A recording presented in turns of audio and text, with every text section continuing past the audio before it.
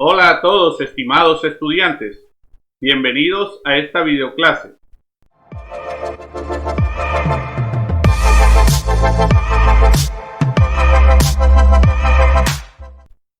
Este video es la continuación del video Biofísica de la ventilación pulmonar e intercambio gaseoso parte 1 y se enfoca en algunos procesos biofísicos que se observan durante la ventilación pulmonar y durante el intercambio gaseoso alveolo-capilar.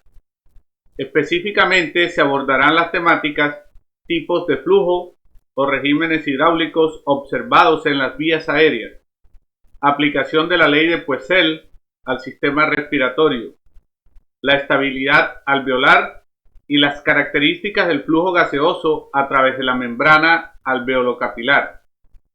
Recuerden que la respiración es el proceso mediante el cual un organismo obtiene el oxígeno necesario para que sus células extraigan la energía de los nutrientes y expulsen productos de desecho como el dióxido de carbono. A continuación, les mostraré cuáles son los tipos de flujos y en qué lugares del sistema respiratorio se observan. Pero antes explicaré el concepto de flujo. Consideremos un conjunto de partículas que podrían ser las moléculas de un odorante que se mueven en la dirección perpendicular a un área rectangular A. Se define el flujo de partículas de odorante como el número de partículas n que atraviesa el área A en un intervalo de tiempo delta t. En general, se define el flujo como la razón entre una magnitud cualquiera dividida por el producto del área de sección transversal que atraviesa y el tiempo de conteo delta t. Si la magnitud es un volumen de gas, entonces se le llama flujo volumétrico gaseoso. Si la magnitud es una carga eléctrica, entonces se le llama flujo eléctrico. Si la magnitud es energía, entonces se le llama flujo de energía. Y si la magnitud es la masa, entonces se le llama flujo de masa. En este video el interés se centra en el flujo volumétrico gaseoso, el cual para el caso en el que el gas es aire pulmonar, define el flujo aéreo a través de las vías respiratorias. En el sistema respiratorio se observan varios tipos de flujo, esto es, flujo laminar, flujo turbulento y un flujo en estado de transición en el que se observa la coexistencia de ambos regímenes hidráulicos, flujo laminar y flujo turbulento. Cuando el aire pasa desde el exterior al vestíbulo nasal, lo hace desde una zona muy ancha, el exterior, a una zona muy estrecha llamada vestíbulo nasal. Esto hace que el perfil de velocidades se aplane, convirtiendo el flujo aéreo en una turbulencia. De hecho, es la principal turbulencia en las vías aéreas. En las vías respiratorias con diámetros mayores o iguales a 2 milímetros, el régimen hidráulico comúnmente observado es el flujo turbulento. Desde el vestíbulo nasal el aire pasa a través de los meatos, por lo tanto nuevamente el aire pasa desde una zona muy ancha a zonas estrechas, llamadas meatos, que son espacio entre los cornetes nasales. Esto aumenta la turbulencia. Cuando el flujo es turbulento, hay mayor contacto entre el aire y la mucosa respiratoria o membrana pituitaria roja. De este modo, la turbulencia favorece el proceso de humidificación, atemperamiento y filtración del flujo aéreo, las cuales son las tres principales funciones de esta membrana. En general, las condiciones que favorecen la aparición de un flujo turbulento son un alto caudal volumétrico, aire o gas de alta densidad y vías aéreas de diámetro alto. El flujo laminar puro y lento solo se da en las vías aéreas distales, en vías con diámetros inferiores a 2 milímetros. La velocidad del flujo es muy baja y el número de Reynolds está alrededor de 1. En las zonas de ramificación de las vías aéreas con diámetros mayores o iguales a 2 milímetros, comúnmente se observan flujos transicionales, es decir, que muestran características tanto de flujo laminar como de flujo turbulento. A continuación, analizaremos las variaciones de volumen de aire en el tiempo respecto de los cambios de presión. Esto significa que aplicaremos la ley de Poiseuille al flujo aéreo. Aplicando la ley de Poiseuille a las vías respiratorias, el gradiente de presión es directamente proporcional al caudal volumétrico gaseoso. La constante de proporcionalidad es entonces la resistencia al flujo, simbolizada como R sub FA. El gradiente de presión es la presión respiratoria. El valor de la resistencia de las vías aéreas se encuentra entre 2 y 3 centímetros de agua segundo por litro. En las grandes vías con diámetros mayores o iguales a 2 milímetros, tienen entre el 70 y el 80% de la resistencia total. Las pequeñas vías con diámetros menores a 2 milímetros representan entre el 20 y el 30% de la resistencia total. Despejemos ahora el caudal volumétrico Q sub G. Debido a la contracción muscular, se incrementa el volumen torácico a temperatura constante, aproximadamente 37 grados centígrados, lo cual por la ley de Boyle-Mariotte hace que la presión intrapulmonar o alveolar se reduzca por debajo de la presión atmosférica. Esto crea un gradiente de presión que provoca un flujo de aire hacia el interior de los pulmones. Si la presión alveolar es menor que la presión atmosférica, el gradiente de presión o presión respiratoria es positivo y por lo tanto también el caudal. De este modo, cuando el aire ingresa a los pulmones, el flujo aéreo se considera positivo. En contraste, cuando la presión alveolar es mayor que la presión atmosférica, entonces el gradiente de presión es negativo y el flujo es de salida. Cabe resaltar que la presión alveolar se incrementa por encima de la presión atmosférica durante el retroceso elástico del tejido pulmonar y de la cavidad torácica. Esto reduce el volumen y por la ley de Boyle-Mariotte se incrementa la presión. En este gráfico vemos que la resistencia de las vías aéreas se reduce con el incremento del volumen pulmonar. Esta relación define una curva hiperbólica. El inverso de la resistencia define la conductancia. La conductancia es una medida de la facilidad que experimenta el flujo aéreo en su paso por las vías respiratorias. Al graficar las variaciones de la conductancia respecto del volumen pulmonar, se obtiene una línea recta, es decir, se evidencia una proporcionalidad directa entre las dos variables. Nos enfocaremos ahora en las propiedades mecánicas de los alvéolos y el proceso de intercambio gaseoso entre estos y los capilares sanguíneos. En la siguiente figura se observan dos globos de diferentes tamaños inflados y conectados a través de un tubo que tiene una llave de paso. Si la llave de paso está cerrada, el aire y por lo tanto el volumen de cada globo se mantiene constante. ¿Qué crees que sucedería si se abre la llave? ¿Hacia dónde fluye el aire? Se podría pensar en tres opciones. La primera es que el aire no fluye y por lo tanto cada globo mantiene su volumen. La segunda es que el aire fluya desde el globo de mayor tamaño hacia el globo de menor tamaño.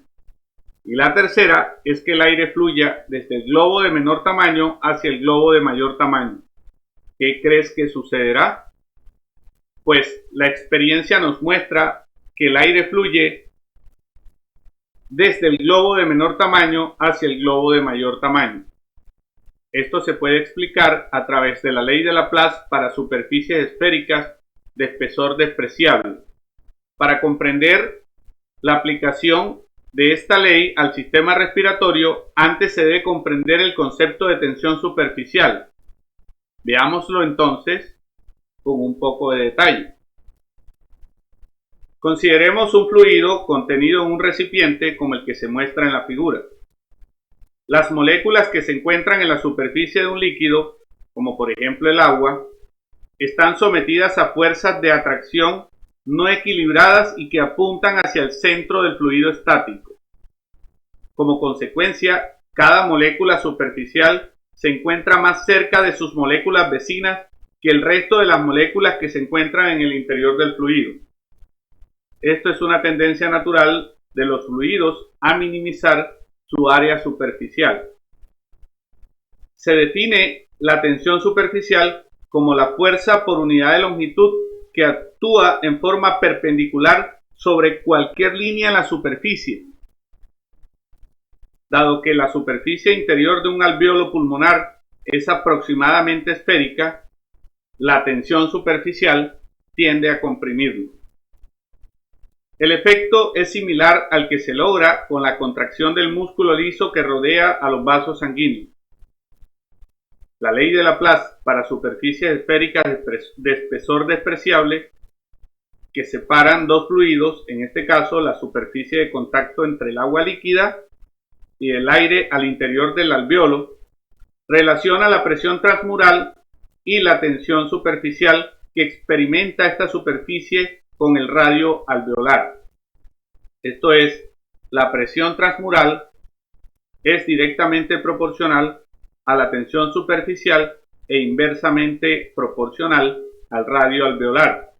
Esta ecuación resaltada resume a la ley de Laplace.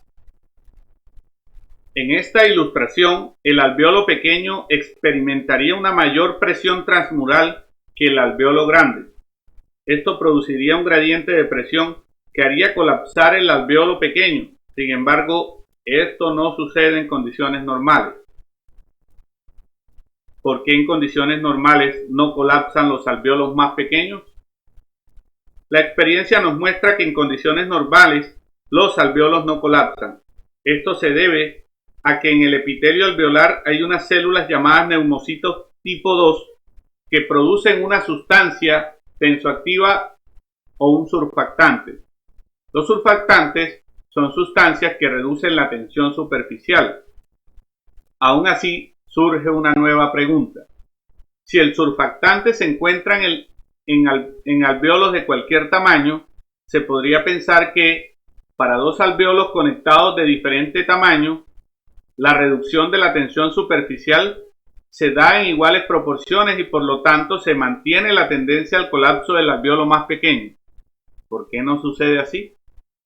Esto se debe a que se ha observado que la concentración de surfactante se incrementa cuando el radio alveolar se reduce.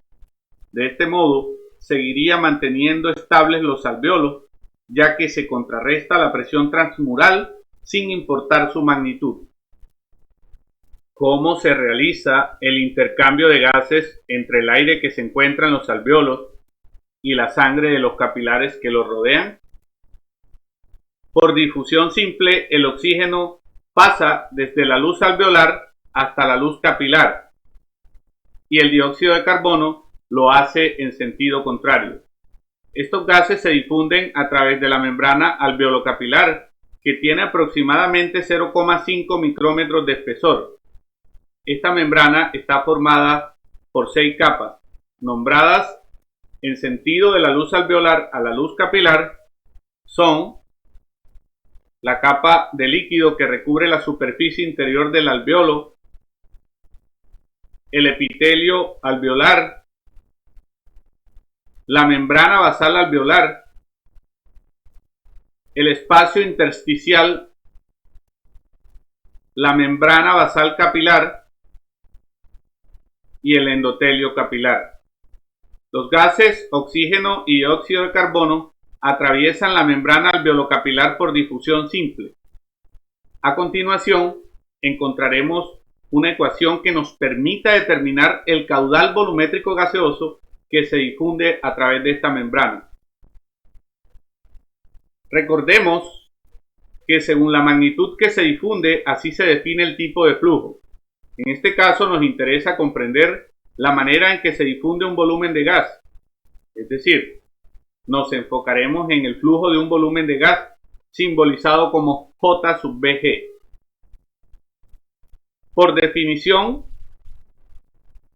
J sub Vg es igual a la razón entre el volumen de gas y el producto del área que atraviesa por el tiempo de conteo. Debido a la definición de caudal volumétrico, el flujo equivale a la razón entre el caudal gaseoso Q sub G y el área A. Este flujo es directamente proporcional al gradiente de presiones parciales del gas involucrado entre la luz alveolar y la luz del capilar sanguíneo. La constante de proporcionalidad es el coeficiente de difusión, que se simboliza con la letra D mayúscula y en este caso tiene unidades metros cuadrados por pascal segundo. De esta forma queda definida una ecuación que nos permite calcular el caudal volumétrico de un gas entre dos compartimentos según las presiones parciales. Ejemplos de los tipos de presiones parciales consideradas son las presiones parciales de oxígeno y las presiones parciales de dióxido de carbono. En este gráfico se observan los valores de las presiones parciales de los gases involucrados en la respiración. Recuerden que el aire es una mezcla principalmente de tres gases: oxígeno, dióxido de carbono y nitrógeno. Nótese que en el interior del alvéolo se considera otra presión P sub H2O llamada presión de vapor de agua. Luego de pasar por las vías aéreas a 37 grados centígrados, el aire se encuentra con un 100% de saturación de vapor de agua. De este modo, las moléculas de agua ejercen una presión llamada presión de vapor con un valor aproximado de 47 milímetros de mercurio. En general, se define a la presión de vapor o presión de saturación como la presión que a una determinada temperatura experimenta la superficie que separa las fases líquidas y gaseosas en equilibrio dinámico de una misma sustancia. Las presiones parciales de los diferentes gases en la luz alveolar se debe a la mezcla del aire residual con el aire ingresado desde el exterior. Observen que la sangre capilar previamente tiene una presión parcial de oxígeno de 40 milímetros de mercurio, mientras que en el interior del alvéolo la presión parcial correspondiente es de 102 milímetros de mercurio. Esto crea un gradiente de presión de 62 milímetros de mercurio que hace que se difunda el oxígeno hacia los capilares sanguíneos. Luego de este proceso, la sangre emerge con una presión parcial de oxígeno igual al alveolar, es decir, de 102 milímetros de mercurio. Para el dióxido de carbono, el gradiente de presión resultante es de 5 milímetros de mercurio y apunta desde el capilar hacia la luz alveolar. Por lo tanto, el dióxido de carbono se difunde desde los capilares hasta los alvéolos. Luego de este proceso, la sangre queda con una presión parcial de dióxido de carbono de 40 milímetros de mercurio. Pero, ¿cómo es que el dióxido de carbono no interfiere en la difusión del oxígeno y viceversa, el oxígeno no afecta la difusión del dióxido de carbono? Esto se debe a la ley de Dalton, la cual expresa que para una mezcla de gases que no reaccionan entre sí, que están a una temperatura constante y que ocupan un volumen constante, la presión total ejercida por esta mezcla es igual a la suma de las presiones parciales que ejerce cada gas en forma independiente. Es decir, el comportamiento de cada gas es el mismo que tendría si ninguno de los otros gases estuviese presente. Muchas gracias por escucharme.